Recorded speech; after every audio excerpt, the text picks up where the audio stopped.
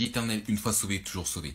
Il est écrit dans Romains 5 du verset 9 qui dit « Bien plus donc, étant maintenant justifiés par son sang, serons-nous sauvés du courroux par son moyen. » Premièrement, il est dit « Et bien plus donc, étant maintenant justifiés par son sang. » Donc tout simplement, c'est le sang de Jésus-Christ, d'accord? Cela parle de Jésus-Christ. Donc étant maintenant justifiés donc par son sang, donc par le sang de Jésus-Christ. Parce que le fait que le sang de Jésus-Christ a coulé à la croix, c'est que maintenant nous avons reçu le pardon des péchés. Donc lorsque le sang a coulé, nous avons eu le pardon de tous nos péchés, passés, présents et futurs.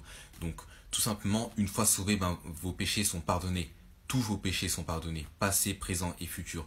Et donc il est bien dit, étant maintenant justifié par son sang. Donc il n'est pas dit étant justifié par ses œuvres, il n'est pas dit étant justifié maintenant par ses bonnes actions, il n'est pas dit étant maintenant justifié par soi-même, il n'est pas dit étant justifié maintenant en étant un bon chrétien, il n'est pas dit d'être justifié maintenant en faisant du bien autour de soi. Non, il est simplement dit étant maintenant justifié par son sang. Donc vous n'êtes que sauvé par Jésus-Christ, mais vous n'êtes pas sauvé par vos bonnes œuvres, par vos bonnes actions ou par vous-même, donc être le sauveur de soi-même. Non, ce n'est pas la bonne solution pour être sauvé, mais c'est simplement avoir confiance en Jésus-Christ seul, donc avoir foi en ayant confiance seulement en ce que Jésus-Christ a fait à la croix pour nous sauver de l'enfer, et non d'avoir confiance en nous-mêmes, parce que c'est seulement l'œuvre à la croix faite par Jésus-Christ qui nous sauve de l'enfer, du fait qu'il a été mort à la croix pour tous nos péchés, enseveli et ressuscité.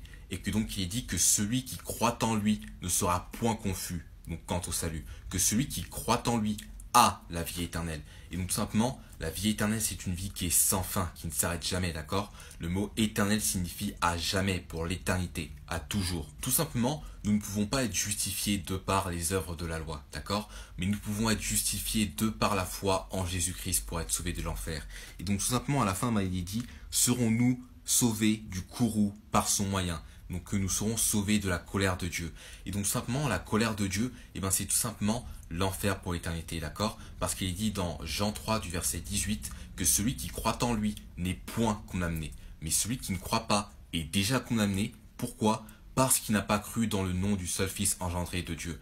Donc tout simplement, la colère de Dieu, c'est tout simplement d'être condamné à l'enfer pour l'éternité. En parallèle, c'est la même chose quand il est dit dans Jean 3, 36, où il dit « Celui qui croit au Fils a la vie éternelle. Mais celui qui ne croit pas au Fils ne verra point la vie, mais la colère de Dieu demeure sur lui. » Donc les non-croyants auront la colère de Dieu qui donc demeureront sur eux. Il n'y a que Jésus-Christ qui peut vous sauver. Et donc si vous n'êtes pas sûr à 100% d'aller au paradis, je vous conseille de voir la vidéo en lien YouTube afin que vous puissiez savoir que vous avez la vie éternelle. Que Dieu vous bénisse, bonne journée. Amen.